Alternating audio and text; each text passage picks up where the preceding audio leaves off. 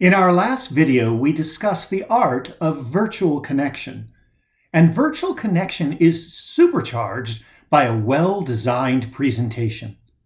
Welcome to our 8 steps to presentation excellence. These best practices will serve you whether you're on Zoom or in the room. The Power of Persuasion curriculum is a communications toolkit that will help you master your craft as a communicator in any engagement. One-on-one conversations, thought leadership discussions, difficult conversations. But for you, your next high-stakes communication may be a presentation.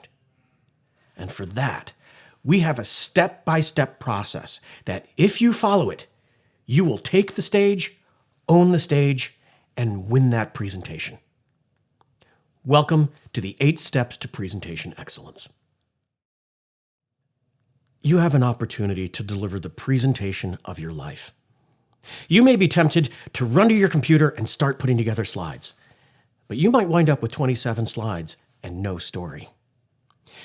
You haven't even considered the most important part of your presentation, the audience. You need a preparation protocol that puts the audience at the center of your preparation. You need to think about the context. What does your audience already know? You need to think about the when and the where of the presentation. When's it happening? Where is it happening? You need to think about the opportunity you have to communicate to them, and you also need to think about what happens if it doesn't work out. If you start with a protocol that puts the audience at the center of your preparation, you are well on your way to creating a message that will land. Begin with the end in mind. What exactly do you want your audience to think, to feel, to do? The presentation is over, the audience is getting up, they're pulling out their cell phones. What are the tweetable tweets? What are their key takeaways? There's a review. What's the headline? What are the quotable quotes? Once you've considered all of this, you'll know exactly what messages, data, and stories to build into your presentation. You may have noticed that the great presentations have a great structure.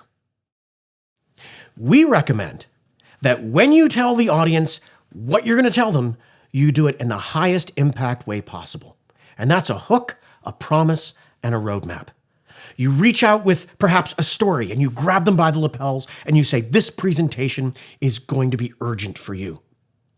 And then you make a promise. You throw down a gauntlet and say, this is the value you are going to get from this presentation. And then you lay out a roadmap that clearly spells out the way forward. Then you tell them what you're going to tell them. And then at the end, you return to your opening. You return to your hook and you return to your promise and you tie a bow on the package you've just gifted. You have your structure. You have your spine. Now it's time to put meat on the bones and organize your persuasive content. Persuasion is about targeted appeal. Sometimes you want to appeal to their intellect, their mind. Sometimes you want to appeal to their heart, their imagination. You want to appeal to their intellect? You have a point to prove within your presentation? You create a powerful data slide. Or a power bite. Conclusion, 3 pieces of evidence, and so what? You want to appeal to their heart and their imagination? For that, you create stories, cautionary tales, anecdotes, metaphors. By elegantly weaving persuasions of the heart and persuasions of the mind, you will create a winning presentation. You've got a structure, you've got a story, and you've got brilliant messages. Now you're ready to put visuals together. But it's important to remember that deck, those visuals, that deck is not the presentation. You're the presentation. The deck is the visuals that illustrate your story. So what does that mean? You have simple, compelling images. You have a limited number of words on those slides because the idea for your deck is that the deck keeps the focus where it's supposed to be, on you. Now it's time to rehearse. You want to use your time efficiently and effectively? Focus on these 4 things. open and close, story arc, transitions, and trouble spots. Practice your open and your close first and most often. We know that's when the audience is really tuned in and sizing you up. So take advantage of that with a strong, compelling opening and send them off with a winning close. Story arc. What do we mean by story arc? You're going to take a 30-minute presentation and you're going to run through it in 3 minutes. Slide by slide, but not just clicking through. On each slide, you're going to articulate the key message of each slide. Why is it imperative? And how does it enhance the story? The difference between a good presentation and a great presentation is an elegant flow throughout. In order to achieve this, practice your transitions. What language will you use to transition from one slide to the next, from one idea to the next? When you focus on this, you will create that flow, that elegant flow, and keep the audience engaged throughout. Problem slides. Often, your money slide is your most challenging slide, so don't shy away from it. You got to get in there and practice it again and again and again until you can cash in. Embrace these 4 strategies. Practice your open and close, story arc, transitions, and problem slides. When you do this, you will create for yourself an effective, efficient rehearsal process. You've been putting a lot of really, really effective time into rehearsing your message. At a certain point, you have to transition to working on the messenger, to working on the performer that's going to deliver that message, to working on you and bringing your best self to the message.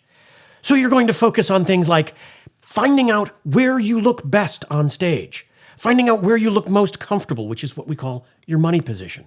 You're going to work on practicing entering and exiting the stage so that you look as confident as possible. And you're going to work on your voice and your physical life. With your voice, you're going to think about things like varying volume and pitch and inflection.